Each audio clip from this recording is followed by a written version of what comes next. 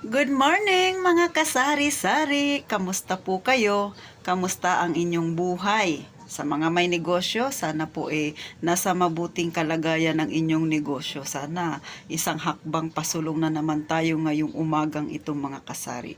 So ngayon, bakit nga ba pag kayo ay nanonood ng mga vlog na kagaya ng sa akin, kahit sa ibang mga vlogger din na ang kanilang pinopost, ina-upload tungkol sa tindahan, nakikita ninyo itong mga ganito. O, di ba? Bakit yan ang inyong mapapansin? Karamihan sa mga sari-sari store, may mga ganyan, ha?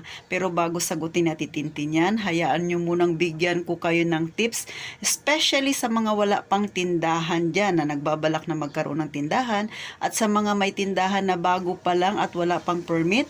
Mga kasari, kapag kayo ay kumuha na ng permit, huwag ninyong kakalimutang i-display ang ganitong lata. Maliban pa diyan sa lata na yan, eto mga kasari, huwag ninyong kakalimutang i-display ito. Ano ba ito? Ito yung permit, mga papeles na galing ng City Hall. Sa totoo lang, pag kayo ay kukuha niyan, syempre, i-advise naman niya ni City Hall na dapat naka-display sa tindahan nyo yan, pero hindi niya kayo pipilitin. Kasi nga, pabor yan sa kanila dahil pag nagkandak sila ng biglaang inspection sa bawat barangay at natsambahan ng iyong tindahan na hindi nakasabit yan, mga kasari, sigurado ako magdadagdag ka ng bayad dahil yan ay may multa. Di ba mga kasari? Ganon yun, ha. Hindi naman yan palagian silang nagkakandak ng ganyan. Kadalasan random lang. So pasensya ka kung ikaw ay isa sa napili nilang inspeksyonin, tapos hindi mo isinabit yan, hindi nakikita ni customer yan, sigurado ako, congrats sa inyo. Ganon mga kasari. So tips yan, ha. Dapat ugaliin ninyo na nakadikit yung mga ganyan at saka yung permit sa inyong tindahan yung nakikita ni customer. Kasi number one sa chine-check yan ng mga taga City Hall staff. Okay? So ngayon, dito na tayo sa tanong, bakit may mahilig magsasabit-sabit ng ganyan? So mabalik tayo sa kung paano ako nagsimula. Ang puhunan ko noon ay 20,000 lang. So medyo aalog-alog yung aking tindahan. Pero syempre habang tumatagal, pagka medyo magaling kang humawak ng pera sa tindahan mo, ng iyong negosyo, dumadami na rin ang iyong paninda. So dahil ang tindahan ko ay medyo maliit lang, bagamat medyo malapad ang mga stante nito mga kasari, pero sa ilang taon na pagtitinda ko, syempre dumadagdag na yung aking paninda. So kailangan ko na siyang o kumbaga i-compress o kaya ganyan, dapat may mga ganito na ako kasi wala na akong mapaglagyan mga kasari. Pero bukod pa doon sa maliit yung space ng aking tindahan, yung iba kadalasan, iba sa mga tindahan, kahit yan sa inyo nakikita nyo may mga ganyan, kasi number one reason yan para sa akin si customer kapag namimili ng mga paninda, mahilig yan magtanong, katulad dito madako tayo sa safeguard. So ang safeguard ay may iba't ibang klase, o kita nyo naman, di ba? So pag namimili si customer, minsan hindi niya pa alam kung anong klaseng safeguard ang pipiliin niya, so mag-iisip pa siya. So ikaw tindera, ay paano kung maraming customer? Di ba, nagtititigan na lang kayong dalawa dyan. O kaya sasabihin mo ganito, ganyan, ganyan, o isa-isahin mo pa. Pero kung nakikita niya nakaganyan, o sabihin mo na lang, sige, habang namimili ka, ituro mo, dyan ka tumingin, ha? O maa-assist mo pa yung ibang customer. So, ganun po yung aking instinct kung bakit kailangan na may sabit-sabit. Pangalawa, magandang tingnan ang iyong tindahan kapag may mga ganyan-ganyan. Kasi makikita mo, di ba, mga kasari? So, ganyan. Maganda siyang tingnan kasi madaming tingnan o kaya puno yung iyong tindahan pagka may mga ganyan-ganyan ka. At saka, syempre, minsan, nakaka-attract yan ng customer. Kunwari, ang bibilihin ng customer, dilata lang. Tapos napansin niya, may mang tumas ka pala. Mahilig ngayon sa maanghang si customer mo. So, ate, baka pwedeng dagdagan mo na namang tumas yung spicy, o di ba? So, ganun, makakadagdag tayo ng benta. Yan naman yung gustong-gusto natin, di ba mga kasari? Ang madagdagan ng ating kita. Kahit syempre, di ba kayo, pag bumibili kayo sa supermarket, alam niyo kung saan banda yung dilata. Tapos pag nagtanong ka na saan banda yung ganito, ganyan, ganyan, ituturo ka sa ganitong lane, ma'am, o diba? So, ganun din sa ating tindahan. So, dapat ganyan. kunwari sa baba, dyan panay dilata, tapos yan ganyan. So, madali mong o kaya madali makita ni customer kung ano yung mga gusto niya pang bilhin sa yung tindahan. At saka, syempre, bukod pa doon kung lalo na sa mga magagaling mag-ayos, pabor yan. Kasi nga, syempre, si customer willing-willy ang kanyang mga mata sa pamimili ng yung paninda. So, ito naman ay sarili kong experience lang mga kasari. Kasi kadalasan sa mga customer ko ay ganun. Kunwari, ang bibilhin niya lang ay isang peraso lang. Pero dahil nakita niya na may naalala siya na may kulang pa siya sa kanyang bahay, tapos nakita niya sa tindahan kung nakasabit-sabit lang, minsan tuturo, ay ayun pa pala ate, di ba? So masaya kapag ikaw ang may-ari ng tindahan kasi nga alam mo dagdag benta yan. So ganun yung aking rason.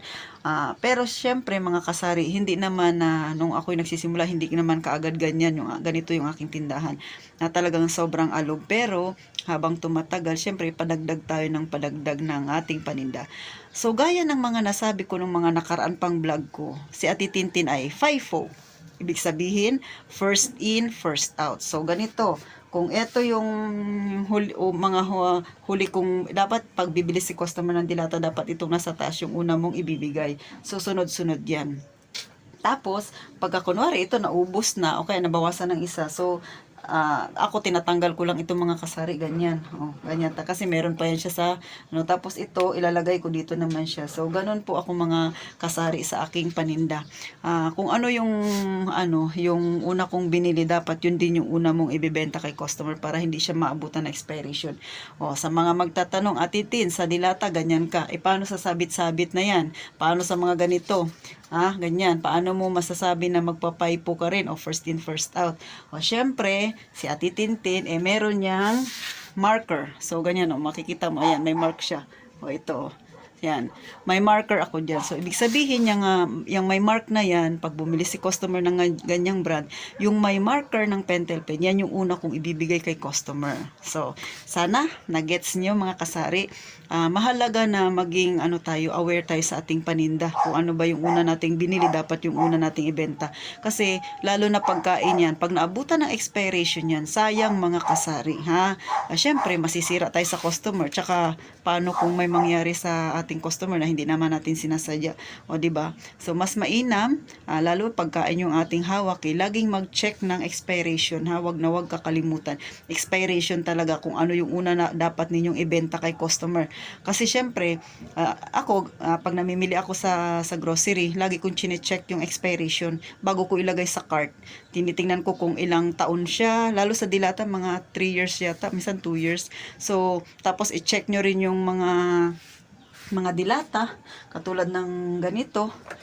I-check ninyo kung okay ba siya, wala ba siyang yung yupi-yupi. So ako masyado akong pagdating sa mga pagkain talaga mga kasari, lalo mga dilata, so mitikuloso ako kasi nga ibibenta ko yan kay customer. So ayoko rin na masira ko kay customer. Tsaka syempre ganun din si customer kasi syempre gusto natin, di ba, yung maayos na pagkain na ihahain natin sa ating pamilya. So ganun din ako sa mga customer. So paano mga kasari? Sana may natutunan kayo kay Ate Tintin sa maikli kong vlog, lalo na sa mga baguhan dyan sa pagtitinda at sa mga walang tindahan na nagbabalak din na magkaroon ng ganitong tindahan, mga kasari.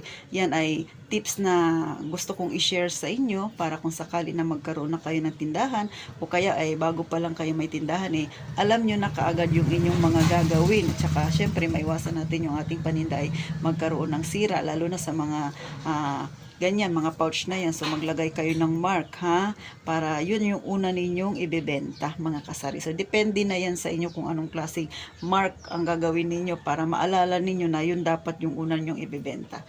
So, paano mga kasari? Sa mga hindi pa naka-like and subscribe, please po, pa-like na lang mga kasari, tsaka pa-subscribe na rin. Sana dumami pa tayo para marami pa tayong matulungan na mga kagaya nating nasa masa, ma-inspire din natin sila na na siyempre yung iba struggle din, 'di ba? So madagdagan pa at ang kanilang kaalaman ukol sa ganitong uri ng negosyo. Tsaka yung iba sa mga bago pa lang, hindi kasi natin masasabi na may alam kaagad sila. So sa ganitong pagkakataon na nanonood sila, makapagbigay tayo ng idea, matulungan natin sila mga kasari. So thank you po sa mga palaging nanonood at saka sumusuporta sa walang sawa. Sana wag po kayong magsawa na panuorin si Ate Tintin sa mga tips na isinishare natin sa mga kagaya nating mga nasa masa. So paano po mga kasari? Lagi ninyong tatandaan, mag-iingat kayong palagi, mga kasari.